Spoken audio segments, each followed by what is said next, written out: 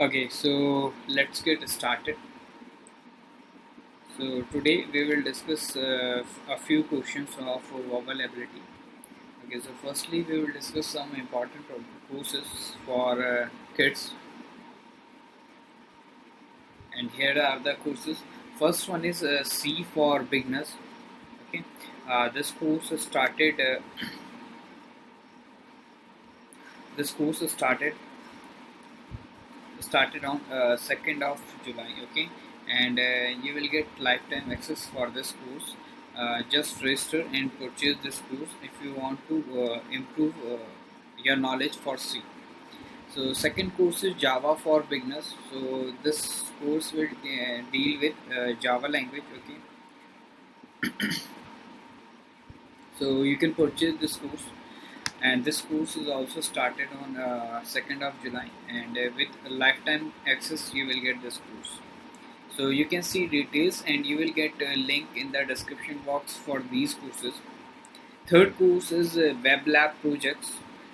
This started at on 31st May with the lifetime access, and this is course for beginners who want to make projects, okay, in web lab.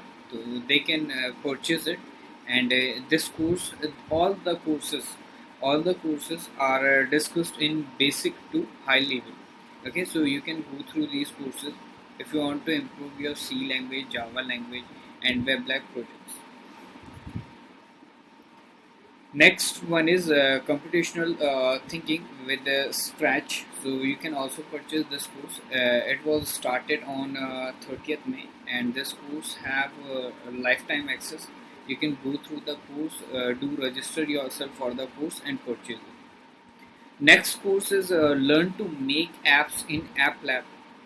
So you can learn how to make apps in App Lab through this course, and basic to high level questions are discussed in this course. Okay, and the course price is rupees 299, and this was started on 15th May, and the course has lifetime access. You can register it for this course. Next course is create game in game labs. So you can create games, okay, in game labs, and this course started on 1st of May with lifetime access. You can go through this course if you are interested to create games. Okay, next one is create real world apps in App Labs. So you can also create, we have two courses related to App Lab. First one is learn to make apps in App Lab, and second one is create real world apps in App Lab. Okay, so this is the second course, and it started on 16th April, and this course also has lifetime access.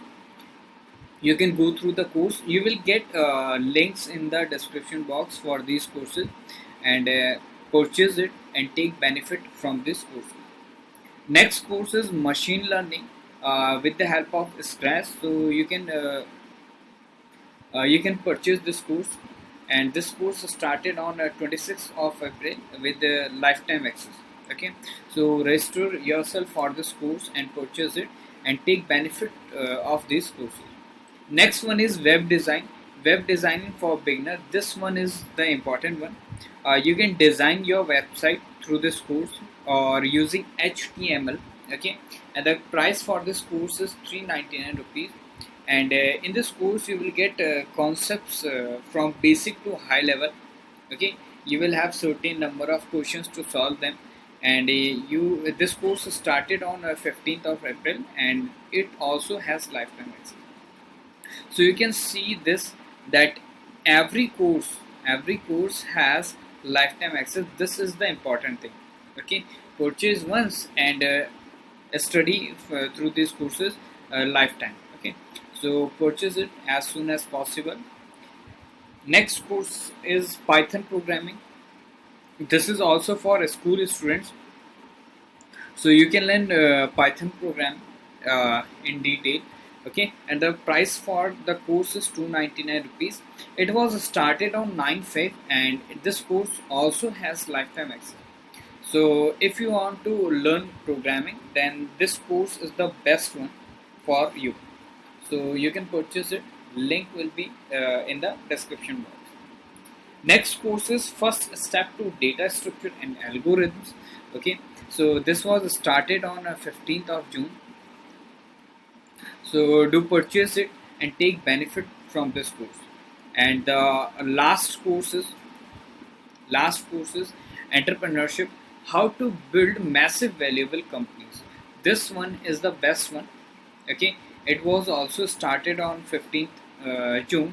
Okay, and you can register yourself for this course and you can take benefit for this from this course. Okay, so these are the courses for kids.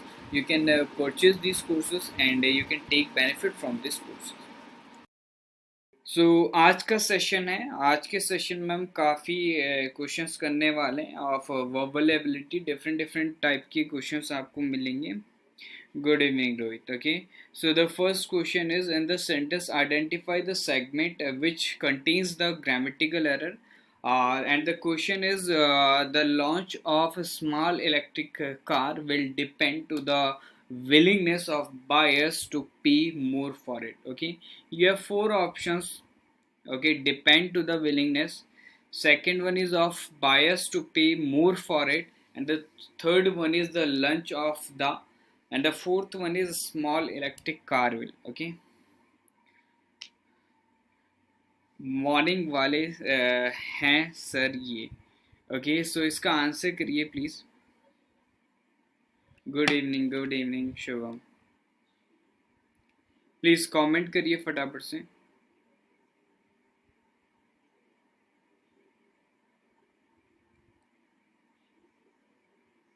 60 seconds है.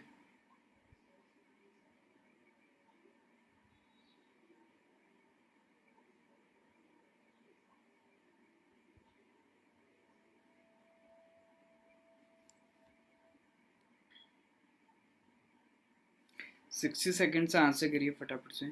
The launch of the small electric car will depend to the willingness of the buyers to pay more for it.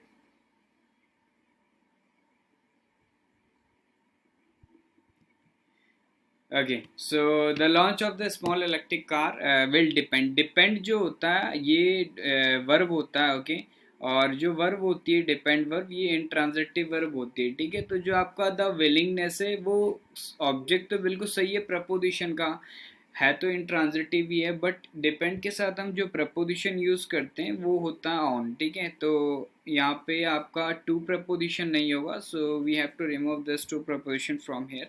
So it will be the launch of the small electric car will depend on the willingness of the buyers to pay more for it.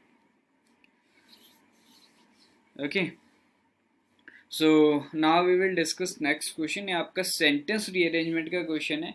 Given below are four jumbled sentences. Out of the given options, pick the one that gives their correct order. Okay, A B C D आपके sequence हैं, इसको आपको rearrange करना है. Okay, और rearrangement आपका इस forms in forms में. ठीक है, तो आपको करेक्ट रीअरेंजमेंट मार्क करना है. 92,105 सेकेंड्स आप लोगों के पास है, फटाफट से आंसर करिए. Question number 2. बाकी सेशन को शेयर करिए फ्रेंड्स के साथ, चैनल को सब्सक्राइब करिए, बेल आइकन को प्रेस करिए ताकि आपको नोटिफिकेशन मिल सके हर सेशन का. Please comment your answers for question number 2. खुशबू, रीना, रिया, शुभम, राजपूत भाई मैसेज क्यों डिलीट कर दिया? सही नहीं थे क्या आंसर? क्वेश्चन नंबर 2 का आंसर करें सभी.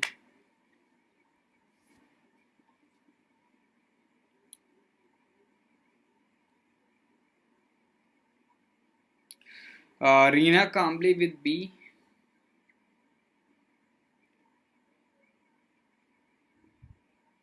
खुशबू Kabra with D. Okay, B and D. D is B D A C. Okay, D C B A. चलो भाई देखते हैं क्या आंसर है. Good evening Vinita.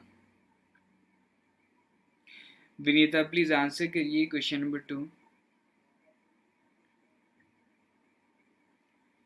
ओके, चलो डिस्कस कर लेते हैं इसे। ओके, सो जो करेक्ट ऑप्शन होगा that is D. Okay, D क्यों करेक्ट होगा ये हम डिस्कस कर लेते हैं। खुशबू का करेक्ट था। ओके, एंड कौन, Shreshtha Shah is also correct. Okay, Shubham B नहीं होगा भाई, D will be the correct answer. कैसे ये हम डिस्कस करते हैं। ओके, दोनों ही डिस्कस कर लेंगे, बी भी डिस्कस कर लेंगे, डी भी। ओके, तो यहाँ पे देखो लिखा हुआ, अगर हम बी से स्टार्ट करते हैं, शुभम एंड किसका था, रीना। ओके, तो अगर हम डी से स्टार्ट करते हैं तो ये देखो इधर लिखा we visited numerous temples that day. अगर हमने दैट लिखा हुआ है इट मीन्स इस डे का मेंशन कहीं ना कहीं होना चाहिए। ठीक है, तो डी से स्टार्टिंग हो ही नहीं सकता। ओके, दैट डे हम कह रहे हैं, उस दिन कह रहे हैं, तो मतलब हम दिन को हमने पहले मेंशन करा होगा कभी ना कभी, तभी तो हम कह रहे हैं उस दिन। तो उस दिन से तो हम स्टार्ट करेंगे नहीं, तो डी से कभी भी स्टार्टिंग नहीं होगा इसका। ओके, इसका जो स्टार्टिंग होगा वो बी से होगा। देखो यहाँ पे लिखा हुआ when we arrived in Bangkok we took a tour of the city's famous Buddhist temples.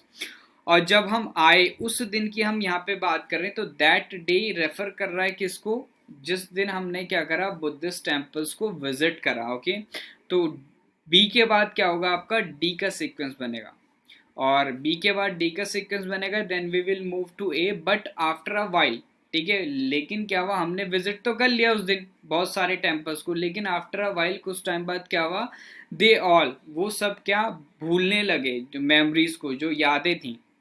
ठीक है, वो बोलने लगे, ए हो गया। उसके बाद देन सी आएगा, however there were one temple, वहां एक टेम्पल था। कौन सा temple, the temple of golden Buddha, जिसने क्या करा, कुछ इनक्रेडिबल आपके इंप्रेशंस छोड़े। ठीक है, हमारे दिल और दिमाग में। सो उसके बाद आपका सी वाला सीक्वेंस रहेगा, तो it should be B D A C. Okay, B D A C will be the correct answer for question number second. चलिए, नेक्स्ट वाला क्वेश्चन नंबर थर्ड का आंसर करेंगे। सेम बाई सेंटेंस रीअरेंजमेंट का क्वेश्चन है। Given below are four jumbled sentences, out of the given options pick the one that gives their correct order. A B C D आपका sequence, A B C D आपके statements हैं, इनको आपको rearrange करना है। कमेंट करिए, you have 90 to 105 seconds to comment the answer for question number third. Rajput डब्बे से बिल्ली निकाल रहे हो हैं। ए बी सी डी का आंसर करें भाई। सर जी, अमित सैनी कमेंट नहीं कर पा रहा है। अमित सैनी कमेंट नहीं कर पा रहा मतलब काहे कमेंट नहीं कर पा रहे भैया।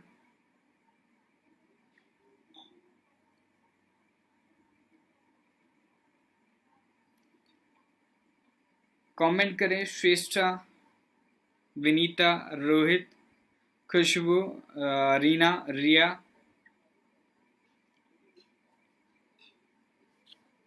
डी सी ए बी, क्या बात है राजपूत भाई हैं। क्वेश्चन नंबर थर्ड का फटाफट से आंसर करो।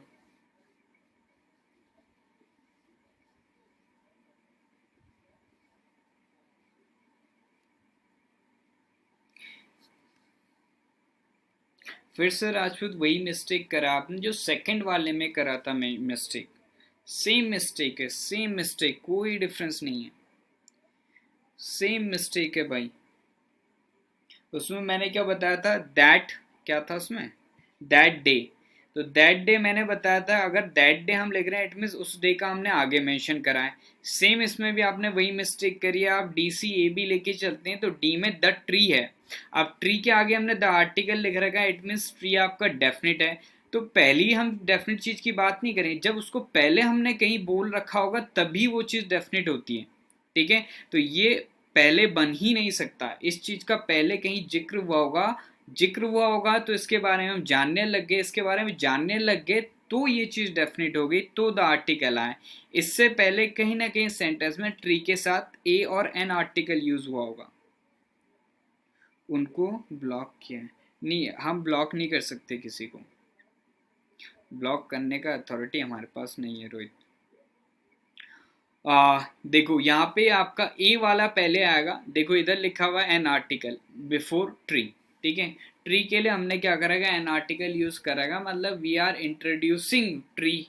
Okay, for the first time.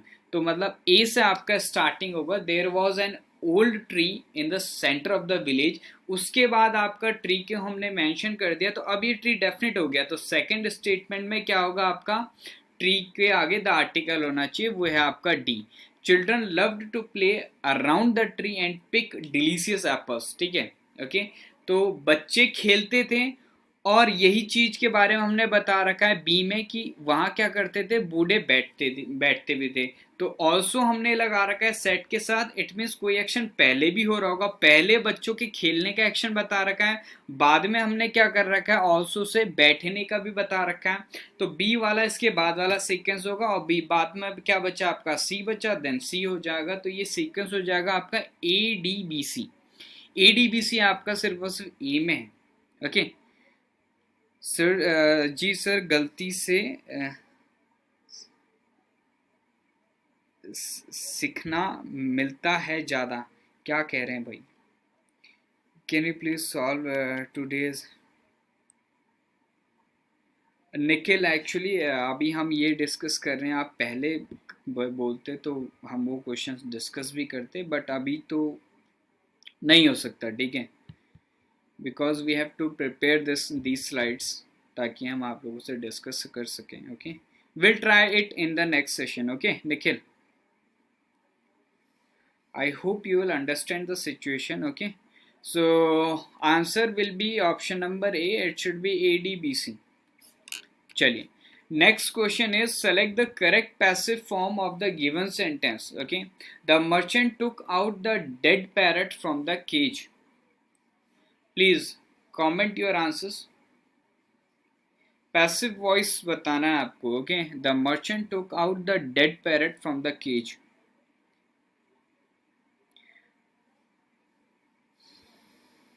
Abhishek answer करिए, श्रेष्ठा, विनीता, रीना, शुभम, रोहित, और कौन कौन है, खुशबू, प्लीज आंसर करिए। हमने सही बताया सर जी, ओके बहुत बढ़िया। Please comment your answers for question number 4। Active voice में सेंटेंस है, you have to convert it into passive voice, and 4 options दिए गए हैं, इन ऑप्शंस के अकॉर्डिंग आपको बताना है कौन सा जो है वो आपका करेक्ट पैसिव वॉइस है for this statement, the merchant took out the dead parrot from the cage. Sheetal Sharma with D, Khushboo Kabra with D, Vinita with D, बहुत बढ़िया बहुत बढ़िया। बाकी सभी लोग आंसर करिए please.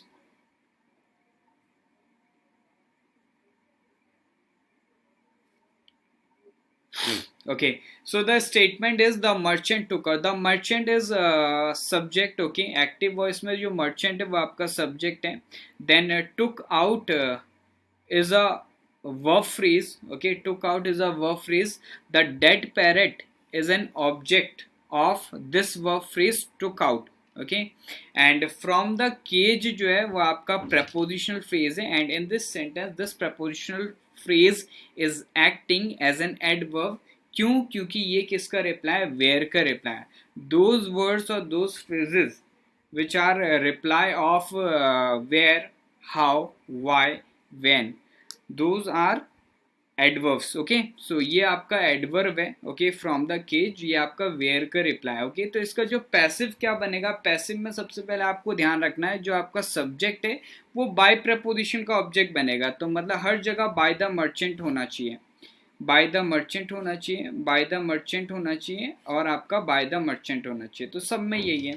Then second is took out है, मतलब वर्ब का सेकंड फॉर्म है, वर्ब का सेकंड फॉर्म है, इट मीन्स पास्ट इंडेफिनिट है। पास्ट इंडेफिनिट का जो पैसिव वॉइस बनता है वो किस में बनता है आपका, वॉस प्लस V3 में बनता है। चेक करो वॉस प्लस V3 क्या है, वॉस प्लस V3 नहीं है, तो पहला स्टेटमेंट रॉन्ग हो गया। वॉस प्लस V3 नहीं है, तो दूसरा वाला भी आपका रॉन्ग हो गया। वॉस प्लस V4 है, तो ये भी आपका रॉन्ग हो गया, ओके। वॉस प्लस V3 है सिर्फ और सिर्फ फोर्थ स्टेटमेंट में, तो आपका डी वाला जो है वो करेक्ट आंसर हो गया। तो ये चीज़ मैं हर बार आप लोगों से डिस्कस करता हूँ कि अगर आपको नरेशन और आपके वॉइसेस के क्वेश्चन करने, तो आपको सिर्फ और सिर्फ आपका टेंस का आइडेंटिफिकेशन वाला पार्ट आना चाहिए। अगर आइडेंटिफिकेशन वाला पार्ट आपको अच्छे से आता है तो 80 to 90%, और we can say more than 90% question क्या कर सकते हैं आप बिल्कुल करेक्ट मार्क करके आ सकते हैं विद इन 10 to 15 सेकेंड्स, अगर आपको आइडेंटिफिकेशन बहुत अच्छे से आता है, क्योंकि इसमें सिर्फ और सिर्फ आइडेंटिफिकेशन का जरूरत होता है। Question number 5, select the correct indirect form of the given. अब ये नरेशन का क्वेश्चन है, इनडायरेक्ट फॉर्म आपको बताना है, डायरेक्ट स्पीच में आपका क्वेश्चन है, ठीक है। चलो फटाफट से कमेंट करो, 60 सेकंड से। Bhola said to his mother, why is this charcoal so black. Bhola भाई ने अपनी मम्मी से क्या कहा, क्या पूछा, यह जो चारकोल है ये इतना काला क्यों है। चलो भाई comment your answers. Indirect form आपको बताना है of this direct speech. Shreshtha, Reena, Sheetal, Khushboo, Vinita, Riya, Shubham, Rohit and Nikhil. Okay कौन कौन है भाई। अभिषेक आंसर करिए कमेंट।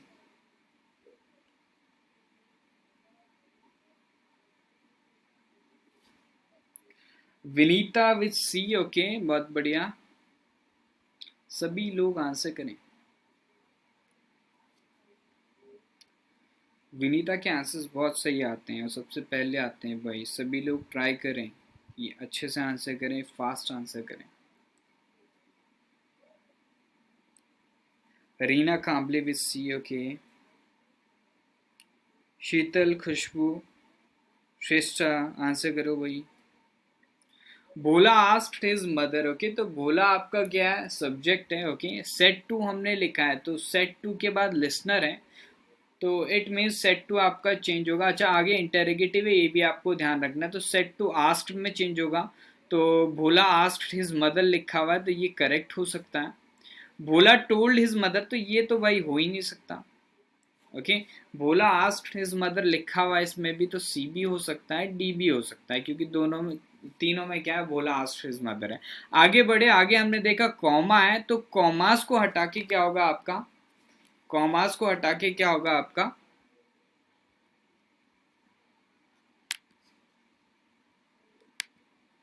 सॉरी, सो कॉमास को हटा के क्या होता है आपका, दैट लगाते हैं, ठीक है। लेकिन यहाँ पे डब्ल्यू एच वर्ड से स्टार्ट हो रहा है स्टेटमेंट, तो दैट का यूज नहीं होगा, वाई से ही आपका क्या क्लॉज बनेगा। तो ए में भी वाई है, सी में भी वाई है एंड डी में भी वाई। देन आगे बढ़े, हमने आगे देखा is this charcoal so black है और क्वेश्चन मार्क है, तो इंटेरोगेटिव किस में चेंज होता है भाई, एजर्टिव में चेंज हो जाता है, इनडायरेक्ट में, ओके।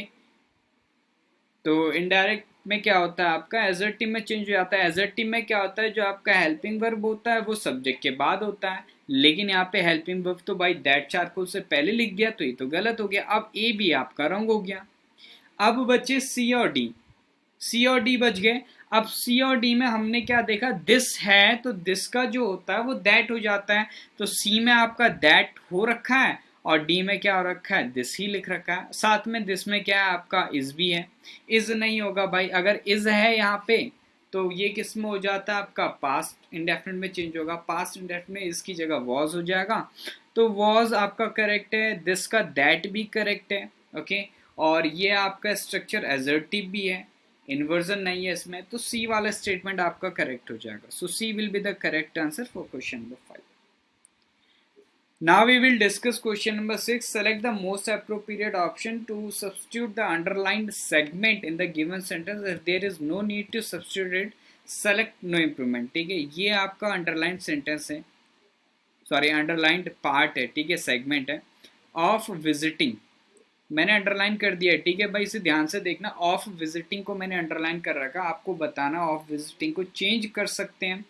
अगर चेंज कर सकते तो ए सी डी चूज करो, और नहीं चेंज करना चाहिए, सही है तो बी ऑप्ट करो, ओके। चलो कमेंट करो 60 सेकेंड से फटाफट, और जिसको सेशन अच्छा लग रहा है लाइक भी करते रहो, ओके।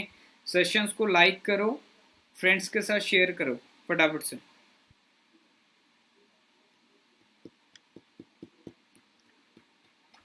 शुभम राजपूत,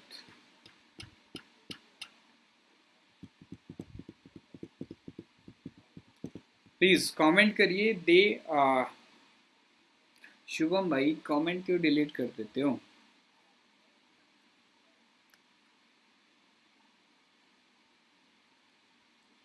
60 सेकेंड से फटाफट आंसर करो।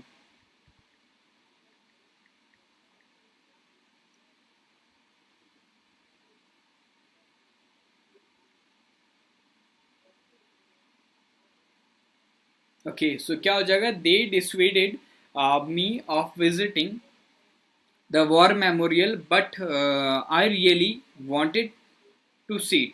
डिसवेड मतलब आपका परसुएड करना समवन टू डू समथिंग, ठीक है। Okay,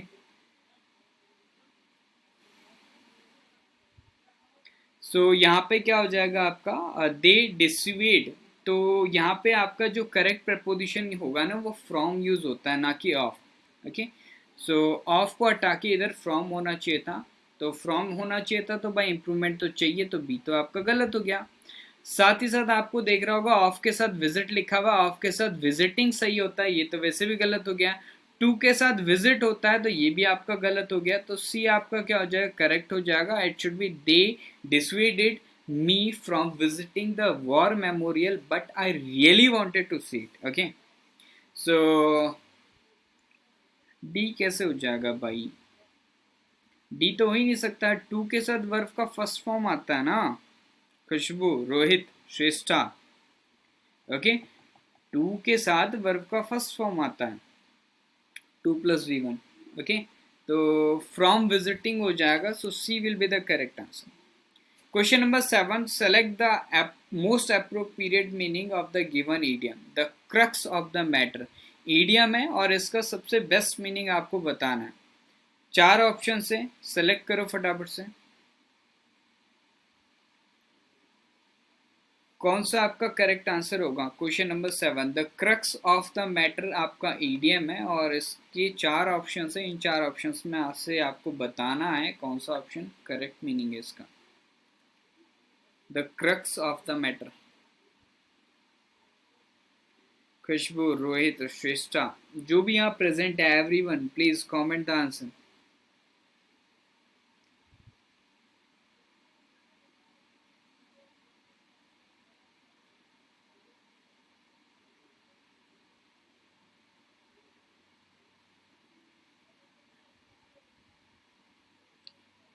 Please comment your answers for question number 7. Deep Das is with C, okay.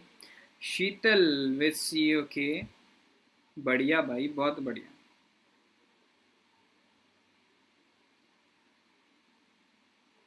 Shubham Rajput, सी, विनीता, बहुत बढ़िया, ठीक है। तो let me discuss it. The crux of the matter is the most important, we can say the most important central or fundamental essence or elements of an issue, या फिर problem, या फिर matter at hand, ठीक है। तो इसका मतलब होता है कि एक क्रिटिकल पॉइंट। ओके, तो C will be the correct answer for question number 7। Maybe नहीं भाई, सी ही है, Reena. okay, so the next question is select the wrongly spelled word bliss, behave, bored or better। कौन सा भाई wrongly spelled है, बहुत simple है, 60 सेकेंड से फटाफट आंसर करो। इससे सिंपल क्वेश्चन नहीं करवाया मैंने अभी तक।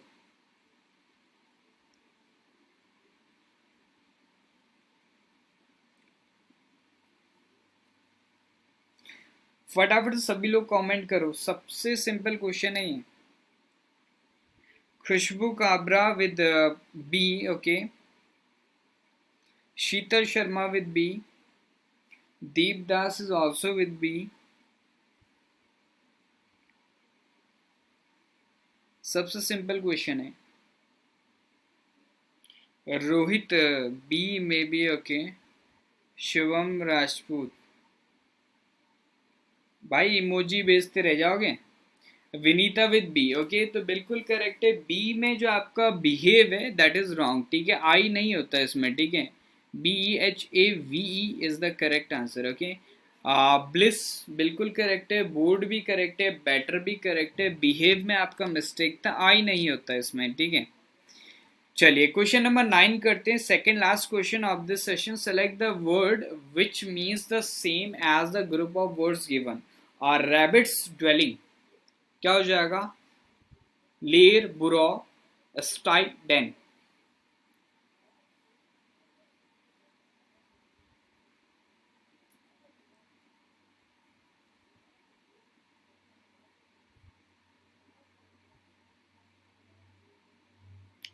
चलो भाई आंसर करो क्वेश्चन नंबर 9 का।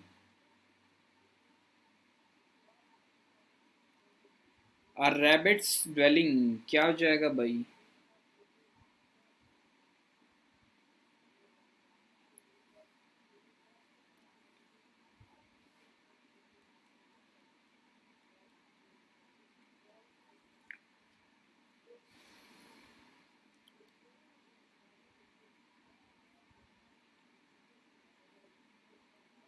Please comment your answers for question number 9।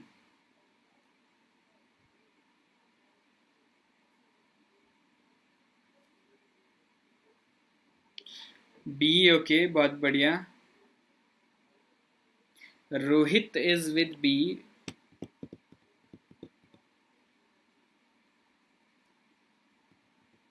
Vinita with C, okay.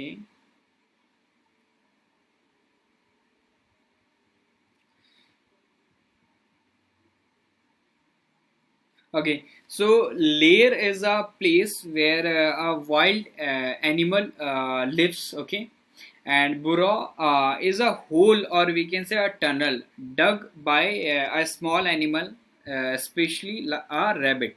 Okay, so rabbit के द्वारा डग किया गया एक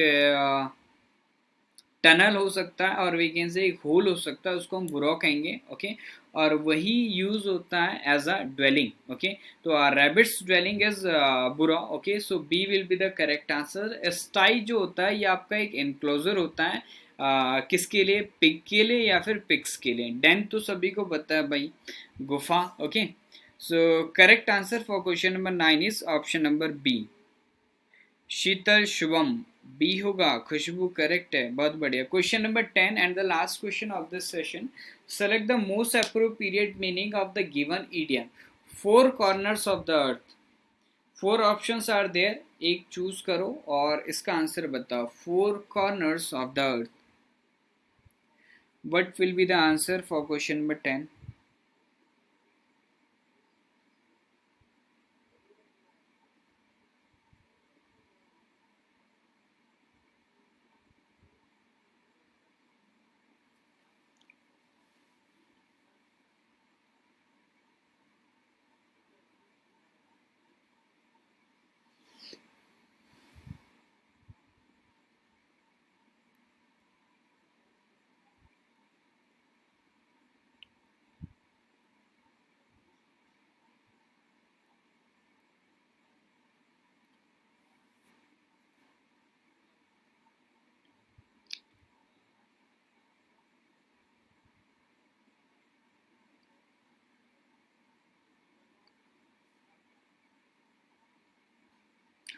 Saurabh Sahu with C, okay.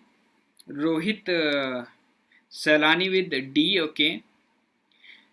So for this idiom, the correct statement will be from all parts of the world. Okay, so four corners of the earth, it means from all parts of the world. Okay, so C will be the correct answer for question number 10. So gas आज का session यहीं तक रखते हैं। Okay, so I hope आप लोगों ने enjoy करा होगा सेशन को शेयर करिए, सब्सक्राइब कर दिए चैनल को, and press the like button. Okay, and आपको बेल आइकन को प्रेस करना है ताकि आपको नोटिफिकेशन मिल सके। 4 to 9 PM तक डेली सेशंस चलते हैं, अलग अलग टॉपिक्स पे डिस्कशन होता है, आप लोग ज्वाइन कर सकते हैं। जो वर्बल एबिलिटी का सेशन रहेगा वो आपका 8 to 9 PM का रहेगा, डेली रहेगा। डेली सेशन लीजिए। ओके, और ग्रामर इम्प्रूव करिए। Okay, so guys, thank you, keep watching, happy learning and all the best for your examinations. Bye bye, take care.